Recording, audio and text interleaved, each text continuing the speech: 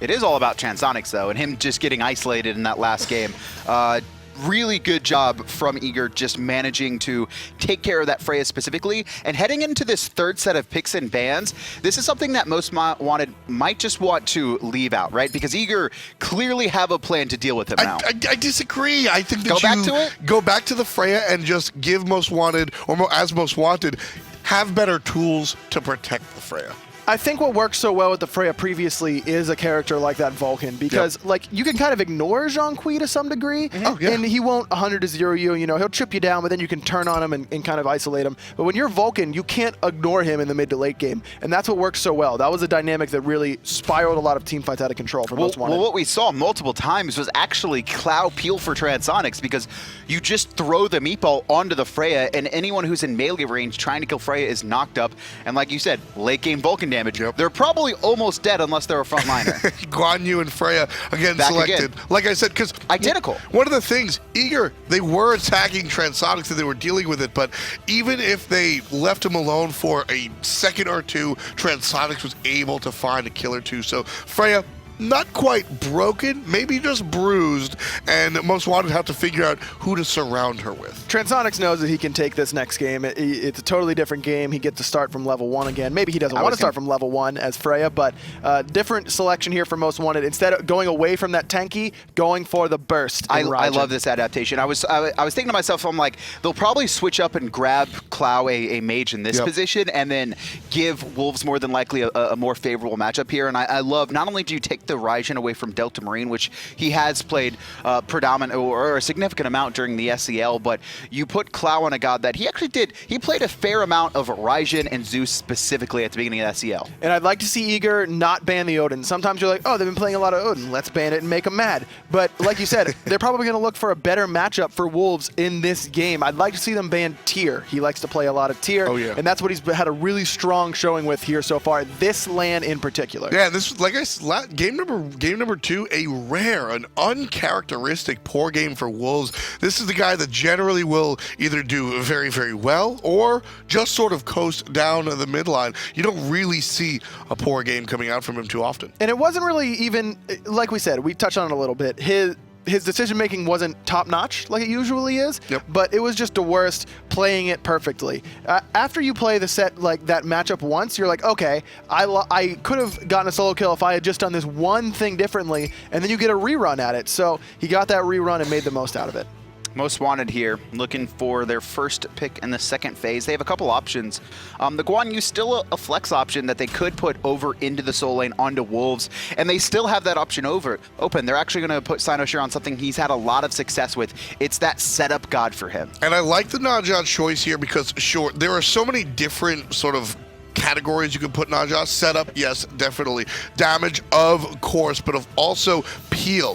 Things like Sash, things like the ultimate, we don't necessarily think of them as peel, but they're effective peel. I mean, Windfire Wheels takes somebody out of the game for a couple of seconds, again, giving Freya some options. Really surprised that we saw the Awilish ban. Maybe it's because they had this Neith selection in mind, and that's a very difficult matchup for her. But you said all those things that Najah does well, and they're all correct. But most importantly, I think for Most Wanted is that that's xCynosure's most comfortable god. And outside of Nemesis, maybe. It's Nemesis and then Najah. Electing to ban away the Awilish, maybe with those picks in mind, but you're leaving open two big comfort gods for Most Wanted. Well, you were right about the Tyr for sure. That's going to be locked in by Wolves. We've seen him we've seen him just decimate teams, and that's one of the things about Tyr. Tyr is this god that you have so many options on, much like a Chronos, much like a Freya, where you can just outplay people with your mechanical ability, and we know Wolves has a whole lot of mechanical ability. It also works really well with Najah because you can come down from the ultimate and he's just waiting right behind you, and then he just gets pushed back into his entire team. We've seen a lot of good games from Wolves. Hell, we've seen a lot of great or fantastic games out of Wolves, but the flashy ones, the ones with the highlight reels, those are the Tyr games. I'm amped up for this. Tyr, Najah on the same side as Freya and Raijin. Things are going to explode on Most Wanted. Who do you kill and how, right? Like, they have the Guan heals. Tier's going to be able to heal really well. He doesn't get CC'd, though the Hunbatz against the Tier is pretty solid because you can gank that solo lane and just his passive doesn't help him against that Fear No Evil. This is a pick composition from Eager for what I'm seeing. Obviously, they have the Fafnir, so the Chronos Neith will translate pretty well from that coerce into the late game, but the Neith and the Hunbatz probably going to combine for a lot of setup potential. And this Neith could even, I would almost like to see this Neith mid and see her ult over to the duo lane and try and kill Transonics early, because if you just have a Neith in the duo lane, what happens there is that you don't really get that effectiveness out of the ult because the player can see it coming. They know you're trying to set up for it. Right, and Valkyrie's Discretion doesn't immune you from that damage. It just puts it on hold. You're still going to get hit by it as soon as you land, and you really can't get far enough away, especially against a Chronos that can accelerate after you. You're not going to create enough distance using that ultimate to make it effective as a disengage. Tiltamarine has used the Neith to great lengths in the past, certainly going to be doing it again here. You can see the Transcendent start, so as soon as that's finished, the ultimate will be hitting very, very hard. Both the mid and jungle for each team has some solid kill potential here. Hunbatz's somersault at the early game just is so devastating with that 50% slow. Massive. It's just so strong. If he jumps onto Clow, forces him to use the Thunder Crash away, and then Clow gets Spirit Arrowed and he's standing there just getting whacked by that Hunbatz, it could spell a lot of trouble. However, if they contest the mid Harpies, most wanted that is, and Neja gets a good ring toss, Clow can Thunder Crash in aggressively, and it would cause a lot of damage. Yeah, both of these have a lot of kill, both of these compositions in the big jungle synergy have a lot of kill potential, but I do like Neja and Raijin in favor because they have the double bounce. Raiju on a target, you know, it releases once procced to everyone in the area. I think it's up to 5 hits, and that combined with the ring toss is going to be a lot of free damage that's unavoidable. That's the main problem. If their communication is really good, you can throw Raiju off the sash. He holds him in place for Raiju to get there in time. An immediate Thunder Crash locks him in place long enough for the ring toss as well. And you know what? We've seen it. We've seen the Thor Vulcan combos. We've seen the jungle combo come out from the guys on Most Wanted. That's not a question that we have to ask. We know that the communication's going to be on point. So Most Wanted, or rather Eager, going to have to be a little bit afraid of the early options for the Red Squad. Something that started to get Eager's lead going in both game 1 and 2 were fire elemental control. And in that game, you see xCynosurex electing to go to the solo side, making sure that Wolves can rotate to help them secure those fire elementals, and so that's a little bit of a switch up. Eager giving those up this time. And Most Wanted did have a favorable matchup there, right? They have that 3-man rotation. They 3-way split those fire elementals, and then they also get a mid harpy. So Most Wanted do have an ever so slight lead. Not really saying it's a lot, but they do have that small advantage. And this time the Clow 1.0 build is really effective because you're going up against that Neith in the middle lane. So getting that helm early is doubly effective. It's not only good against the jungler this time, it's against your lane opponent as well. So whatever poke that Neith tries to give out, which can be a decent amount, certainly will be a little bit mitigated. Jellly gonna jump forward, get the disarm onto Transonics, but no real follow-up damage. You know, we haven't really talked about it so far, but all 3 of these picks and bans, we've seen the first gods be the exact same. And I think we only have seen the switch up with the Vulcan ban, looking at the side of Eager.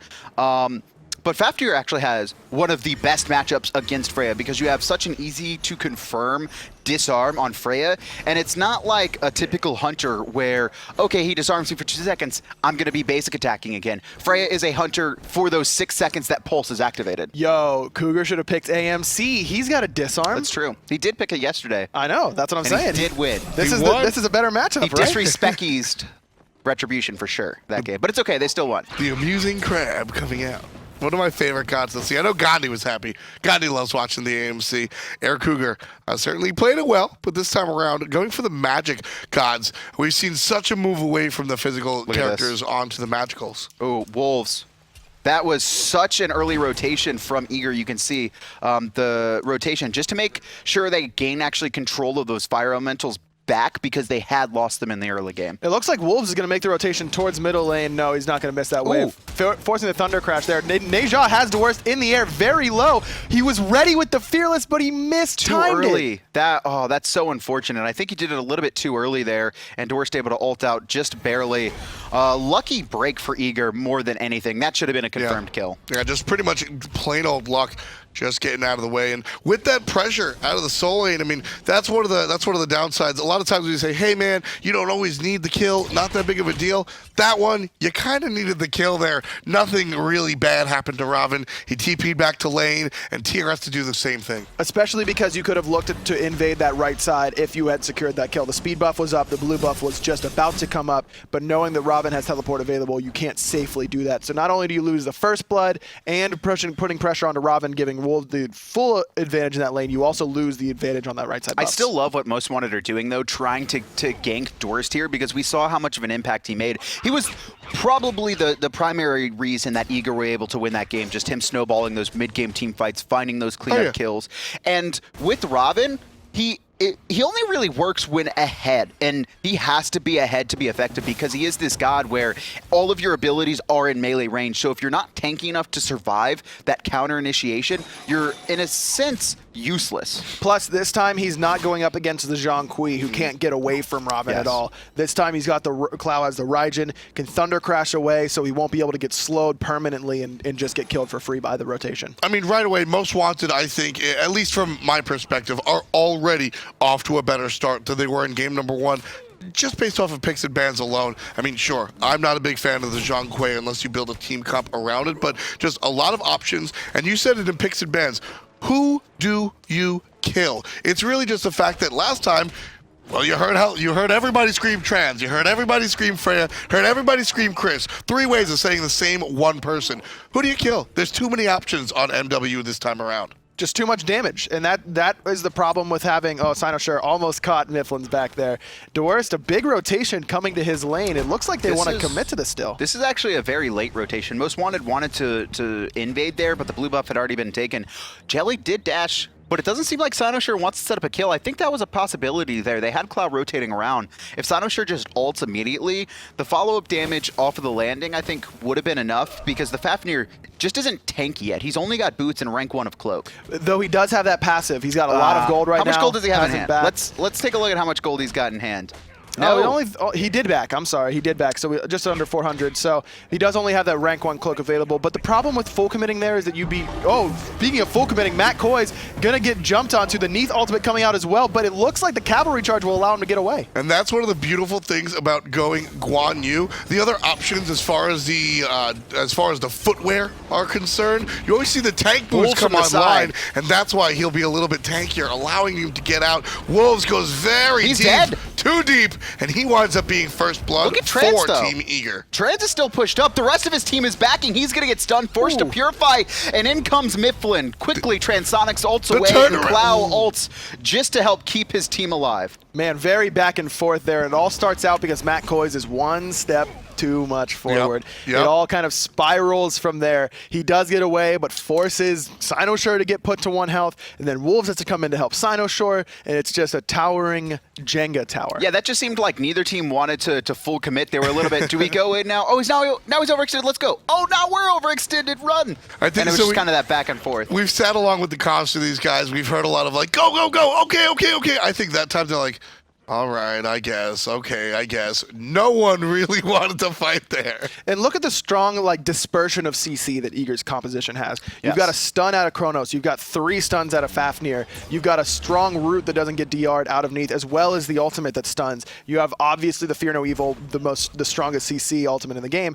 and then you've got Ravana with the permaslows. I do want to ask this. Do you ever think about that when you create your compositions? Right, is making sure that your CCs aren't going to DR each other. If everyone has a stun, right, you have a lot of CC in quotes, but that's not going to be super effective chaining them together. No, it's not so much that. You do want, you value knockups and roots more heavily because they don't get DR'd, but it's not like, hey, we've got a lot of stuns. More of the time, if you want to talk about balancing your comp around CC, it's we don't have enough or we already have enough. Let's go for Ao Kuang that doesn't give you any CC. That was Chabo's excuse to not let me play Janus for months. And it's like, yo, Papo, he doesn't have CC. How am I supposed to kill people? I don't know. Have you ever walked over a threshold? It's because that is CC. It's a root, more or less. Speaking of which, that's a good idea. Someone should make that root. You are triggering chat so much right now. That'd be so cool. You just get stuck on it. Yesterday you had a lot of positive Reddit threads. Today they're asking for your head. You want to make Janus even more powerful? I mean, okay, how about this? Only my Janus roots. Now That's that not as one, bad. I think we could all come to an agreement. I won't Q ranked ever if I get that. Or I'll competitive. only use it for scrims. Or competitive. Yeah, basically. Oh. But then you're just like stomping in scrims, right, with your root on You're Giannis, right. and then it doesn't translate too well into actual game. You can play casuals with me. That's what we'll do. Yeah, I'll get Just sit- free wins for people. I'll start doing win with aggro. You're going ahead and picking up the right side of the fire elementals, and like Kevin, you were saying, that's really how they found their lead in game number 1. And in this game, Most Wanted actually were able to get control of them early with xCynosurex. They actually made that active decision to put him over in the soul lane, and they got that small XP lead, but Eager has just taken control of the timers right now. Blue buff has spawned, and Most Wanted were slow to invade this last time. Eager had already picked it up, but they're not hesitating at this moment. No, and Trans even making the rotation towards the middle lane. He's here to help just in case Cougar going to force him back to that left-hand lane. So Trans misses a wave to go and help his team possibly, but they get it without his help. Oh, Aircougar. He probably could have cut off Trans there and made him lose an entire wave, but a little bit slow. Trans does lose some gold, but he is going to make sure to get that experience. And Most Wanted seem to have actually backed off, but they are going to find Jellly isolated by himself. Look at Clow at the bottom. You can see just waiting for the damage to come through, waiting for the transformation to finish. So Jellly baits out a spot and 2, and we'll be safe. Good job with the transformation. And that is the problem to full committing on a Fafnir, because he had one frame to get that ult off, but he's just sitting there smashing that Y button while he's in the air with Neja, gets a transformation off, immunes one of Clow's ultimate shots, and then Clow has to stand there and wait, making it less effective. And Myflin also doing a nice job dropping that Fear No Evil to fear away xCynosurex. And now Jelly's going to have that Urchin completed as well with his recent back, so he's going to have that ability to start stacking it up. On the other side, we actually see Koiz going into the tank boots and then into the Mark of the Vanguard, really wanting that defensive spike. He did that last game as well, and I liked it a lot more that time, because this time you're not going to be able to get any sort of value out of those boots against the Hunbats. You're still going to get feared for the same amount of duration, and now you're not going to be as tanky because you're not getting as much gold from getting those Traveler shoes. So it made more sense to me last time when they had less CC that was a little bit more spread out. Eager still doing the same thing they did last game, though. We're 10 minutes in, and they've got about a 2K lead, just slowly. They've got the first blood. They've been stealing some buffs. They've just been getting the better end of the farm, and now, once again, starting this very early Gold Fury. And look, xCynosurex backing on the right side. Clow just back to middle lane. They have no idea. Transonics farming up a wave, but even if he did know, it wouldn't be in time. Eager gets the Gold Fury for free, extending their lead to over 3,000 gold at the 11-minute mark. I love this calculated Eager. This all 3 games, right? Game 1, their calculations were great, but it was Most Wanted who just made the adaptation. But in last game, this game, everything is calculated. This is just a game plan that they're executing so flawlessly. Guan Yu just now discovers that the Gold Fury is down. That's 20 seconds after. And that's rough. And that is extra significant because now they don't have timer on that. Eager does. You know, they're like, okay, so it's down when we saw it this time, but we don't really know exactly when it's going to respawn. And if you don't hear that audio cue of the Gold Fury screeching in, then they're not going to know. And Eager with the Fafnir would have an opportunity to burn it in that 20 seconds. We actually see xCynosurex once again trying to put some pressure on the right-hand side, but the call is to back off, and Dwurst, I think, a little bit too tanky now for those kills to happen. Aircougar going to be the target, immediately forced into the rewind. There's the ultimate out of both the monkey and the mid lane, and Matt Koiz quickly turns around, and what was a gank for the boys on Most Wanted turns into a retreat. Just a little bit of miscommunication there between Myflin and Cougar. Cougar, as soon as he got out of that rewind, was looking towards Freya, but Myflin had forced the ultimate on Matt Koiz. Jellly going to be forced to use the ultimate because of xCynosure's rotation, but he should be okay. As soon as the ring is heard, Myflin just turns and runs. There's nothing anybody wants to do dealing with this Naja. Mid laner's also going to make the rotation, and Myflin, he's still got his Wrath online, but he needs to be careful as Clow picks him off in the jungle there, just noticing what's going on. You know what's really funny about that ring bounce is because it bounced to Myflin, they didn't know he was there. He was sitting in the jungle, no wards, but then you see it bounce, you know, it hits Delta Marine, it's like going to the jungle and coming back, and it's like, wait a minute, someone must be there. Love that interaction, and again, our soul laners just going head to head.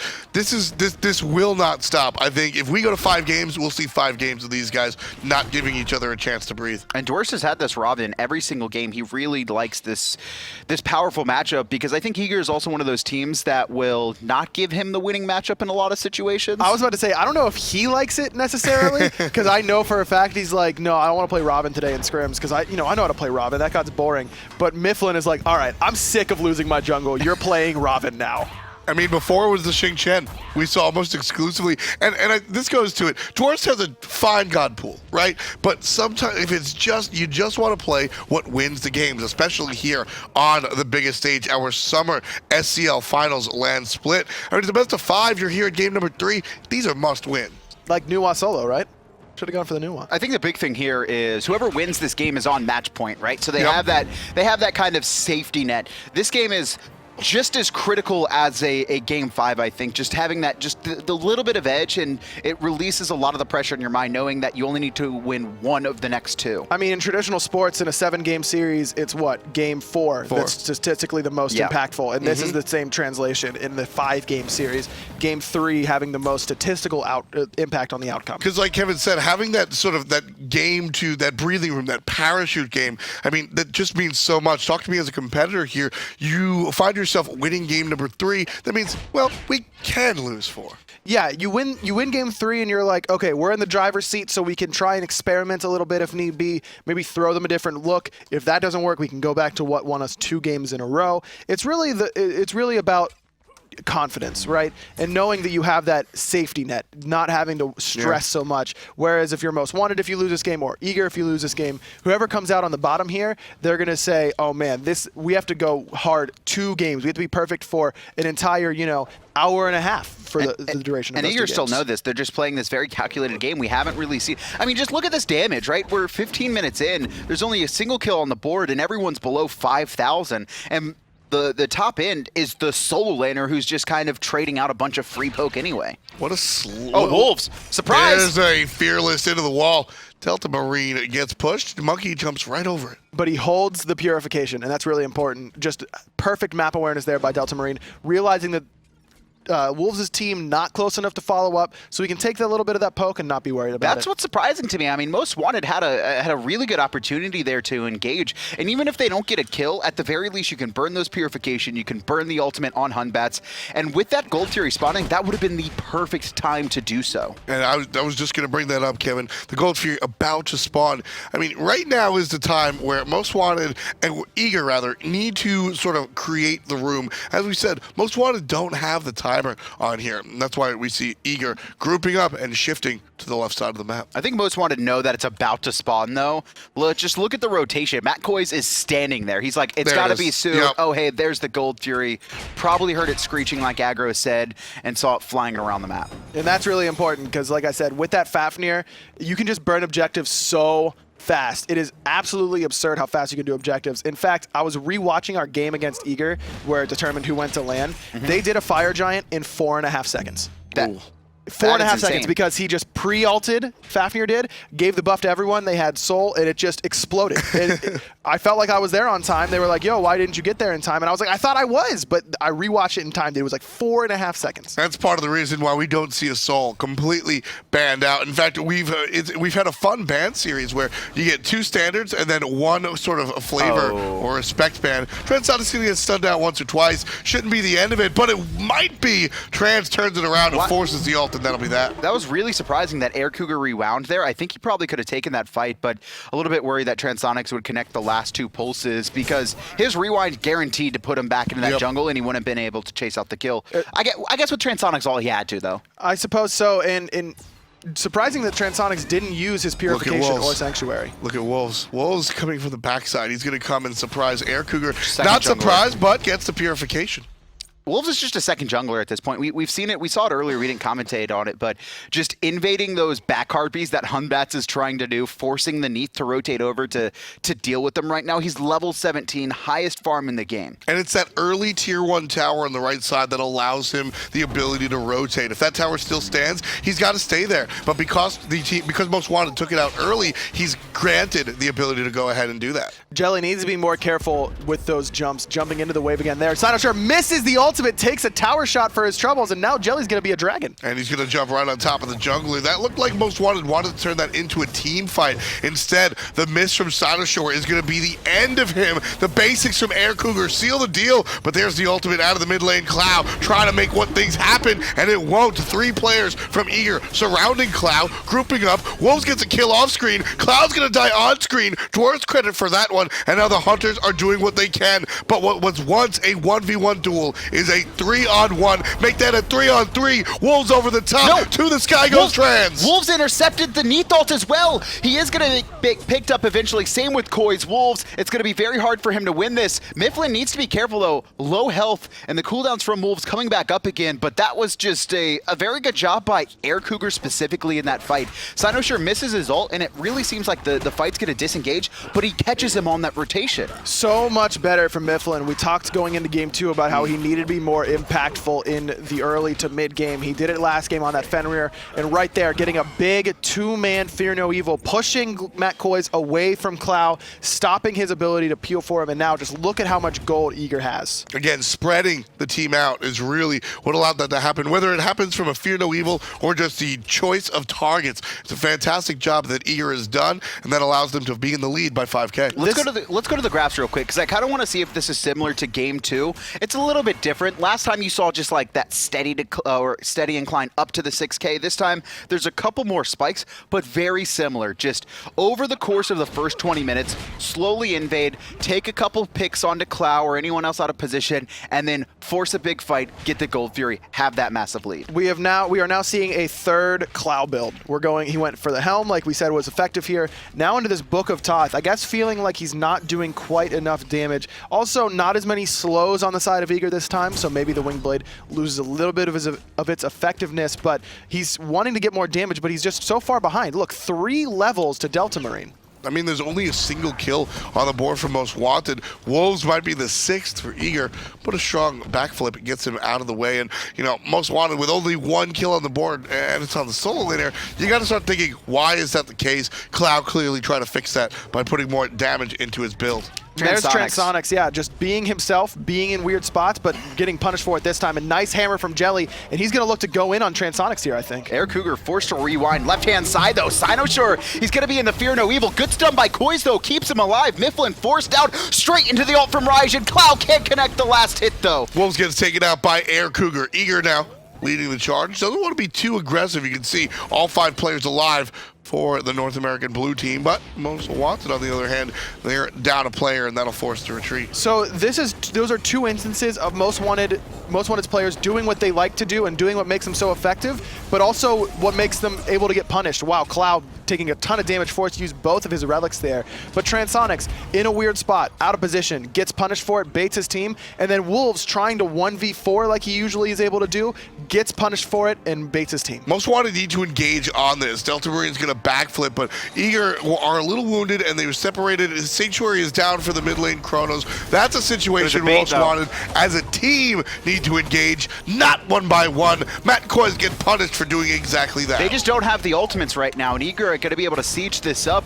I mean, Dwurst still has his, but he's the only one on the board right now, and the tier 2 tower should fall. xCynosurex, oh, he's going to miss his sash, and with no ult, I don't see how he gets out of this one. Aircougar runs him down like a dog. 3 kills in a row for him. Much different scenario than not just last game, but the game before for Most Wanted. Take a look at the player damage aggro. Everybody on top, minus the Freya, is wearing an Eager jersey. Before, everything a little bit spread out, a little bit different. Cloud? This is all Eager. Spirit Arrow? Ult? Is it enough? Out of range. Doesn't have vision. Just doesn't have the vision there.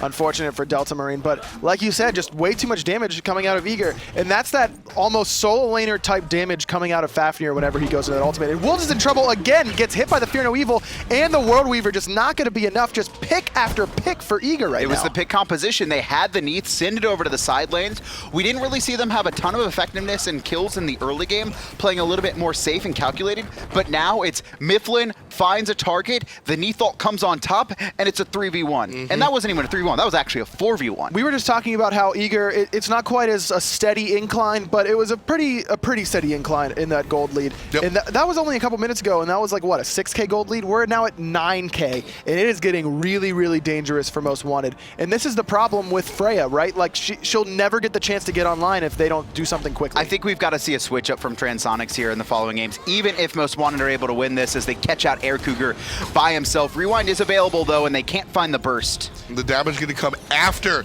the ultimate used by There's the Aircougar. sash. Stun, and there's some Cyno's dead. trouble. Cyno's surrounded, and the rotation proves fruitful.